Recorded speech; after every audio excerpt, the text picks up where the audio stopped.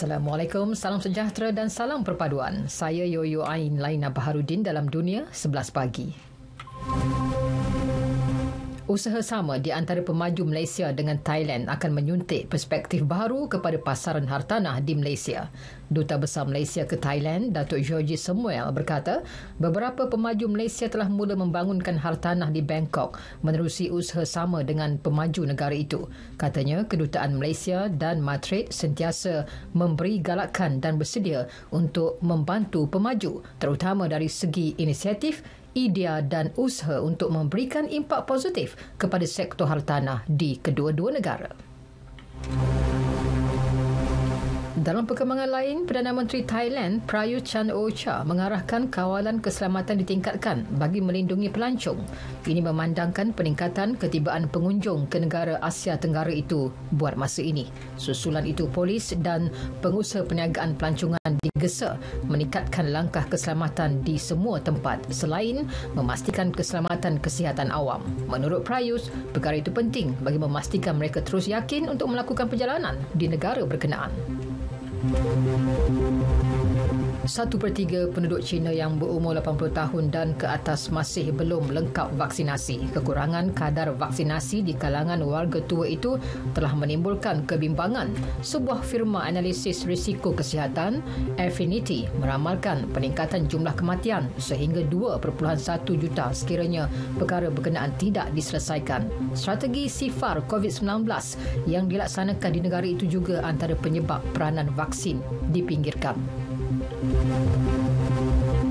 Sementara itu, Persekutuan Vaksin Gavi, sebuah badan yang mengetuai program pengedaran vaksin COVAX secara global, memutuskan untuk mengurangkan penghantaran vaksin berkenaan secara berperingkat bermula tahun hadapan. Setakat ini, hampir 2 bilion vaksin COVAX telah berjaya dihantar ke 146 wilayah dalam tempoh kurang 2 tahun.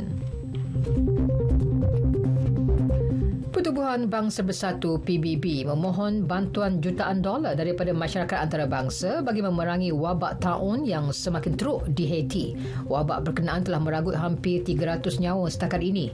Penyelaras kemanusiaan PBB untuk Haiti, Rika Richardson, berkata setakat ini organisasi itu berjaya mengumpul 23.5 juta dolar untuk memerangi wabak tersebut. Menurutnya, kes jangkitan semakin meningkat setiap hari sehingga kini hampir 12,000 telah dimasukkan ke hospital untuk rawatan. Wabak tersebut telah merebak ke 8 daripada 10 wilayah Haiti dalam trend yang membimbangkan. Republik Demokratik Kongo turut mengeluarkan amaran tentang peningkatan kes taun terutama di kem pelarian di negara berkenaan. Doktor Tanpa Sempadan MSF berkata, antara 26 November hingga 7 Disember, lebih 250 pesakit telah dimasukkan ke pusat rawatan taun di Munigi. 1/3 daripada mereka adalah kanak-kanak di bawah 5 tahun. Beralih ke bola sepak Piala Dunia 2022, jurulatih Spanyol Luis Enrique dipecat selepas juara 2010 itu disingkirkan oleh Morocco pada pusingan 16 terbaik. Perkara itu diumumkan Persatuan Bola Sepak Spanyol RFEF. La Roja memulakan kempen mereka di Qatar dengan membelasah Costa Rica 7-0 dan layak ke fasa kalah mati walaupun tewas mengejut 1-2 kepada Jepun. Sementara itu, RFEF menamakan penggantinya Luis de la Fuente sebagai jurulatih baru Spanyol. Dia akan membuat penampilan sulungnya pada Mac depan untuk kelayakan Euro 2024 mengendalikan perlawanan pertamanya menentang Norway dan Scotland. De la Fuente, 61 tahun ketika ini, adalah jurulatih skuad kebangsaan bawah 21 tahun. Jurulatih Argentina, Lionel Scaloni optimis Angel Di Maria dan Rodrigo De Paul akan bersedia untuk perlawanan suku akhir menentang Belanda awal pagi esok. Di Maria sebelum ini terlepas perlawanan pusingan 16 terbaik berdepan Australia akibat kecederaan. Kedua-dua pemain itu akan dinilai dalam sesi latihan hari ini.